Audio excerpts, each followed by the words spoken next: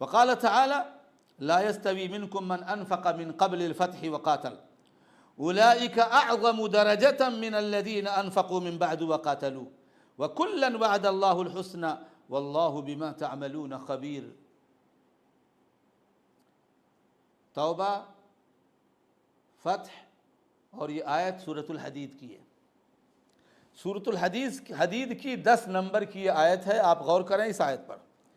اللہ تعالیٰ فرماتے ہیں تم میں سے جن لوگوں نے فتح مکہ سے پہلے اللہ کے راستے میں خرچ کیا، تم میں سے جن لوگوں نے فتح مکہ سے پہلے اللہ کے راستے میں خرچ کیا اور اللہ کے راستے میں جہاد کیا، قتال کیا، اللہ کے دین کے کلمے کی بلندی کے لیے کوشش کی، ٹھیک ہے، اللہ کے راستے میں فتح مکہ سے پہلے یا صلح حدیبیہ سے پہلے جنہوں نے خرچ کیا، اور وہ دوسروں کے برابر نہیں ہو سکتے، وہ دوسروں کے برابر نہیں بلکہ ان سے بہت بڑے درجے کے ہیں۔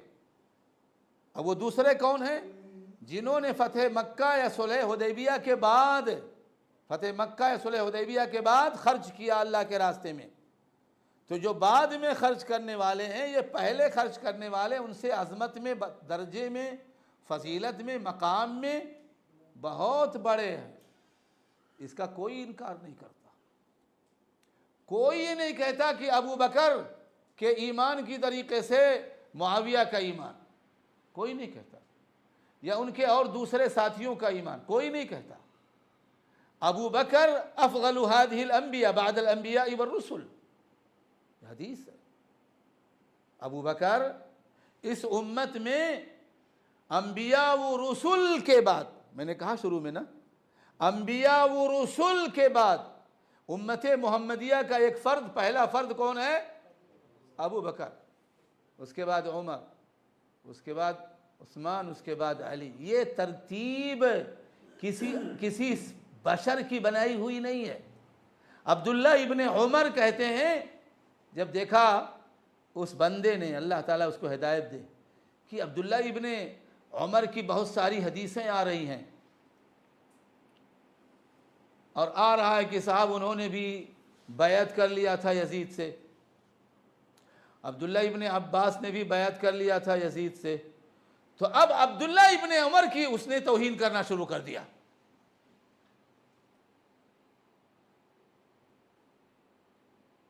عبداللہ ابن عمر کہتے ہیں نبی صلی اللہ علیہ وسلم کے زمانے میں ہم آپس میں بات کرتے تھے کہ سب سے پہلے ابو بکر ہیں، پھر عمر ہیں، پھر عثمان ہیں، اور اس کے بعد ہم خاموش ہو جاتے تھے۔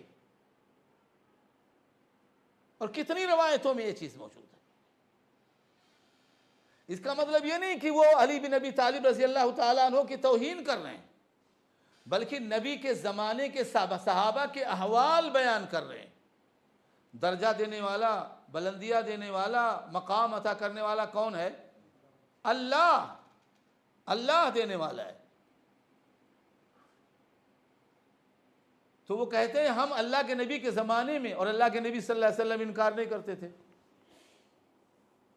اور میں آپ کو بتاؤں ایک جملہ، نبی کے زمانے میں زندگی میں کوئی چیز صحابہ کرام کے درمیان موجود ہے، چل رہی ہے، اور اللہ نے اس کی تصحیح نہیں کی، تو سمجھ لو وہ شریعت ہے، سمجھ لو وہ شریعت ہے، کیونکہ وحی کا نزول ہو رہا ہے۔ ناممکن ہے اللہ تعالیٰ ایسے ہی گمراہی کی طرف چھوڑ دیں، لوگ گمراہ ہوتے رہیں اور اللہ کے نبی صلی اللہ علیہ وسلم کو خبر نہ دیں، یا نبی صلی اللہ علیہ وسلم کو وحی کے ذریعے سے پتہ نہ چلے، یہ ناممکن ہے، یہ ناممکن ہے۔ تو اللہ کے نبی جناب محمد الرسول اللہ صلی اللہ علیہ وسلم کے معنی میں قرآن کہتا ہے دونوں برابر نہیں، بلکہ سابقون اولون کا درجہ بلند ہے ان لوگوں سے جو بعد میں خرچ کرنے والے ہیں۔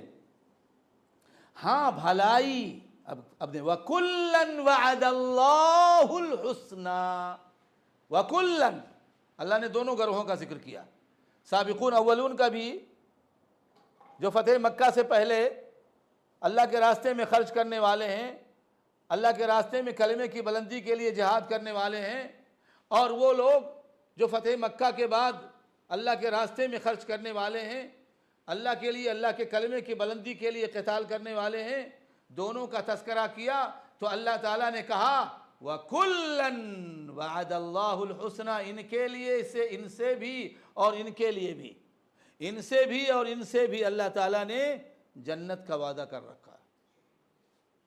وعد اللہ الحسنى، کوئی بھی تفسیر کی کتاب اٹھاؤ، الحسنى یہاں جنت کے معنی میں۔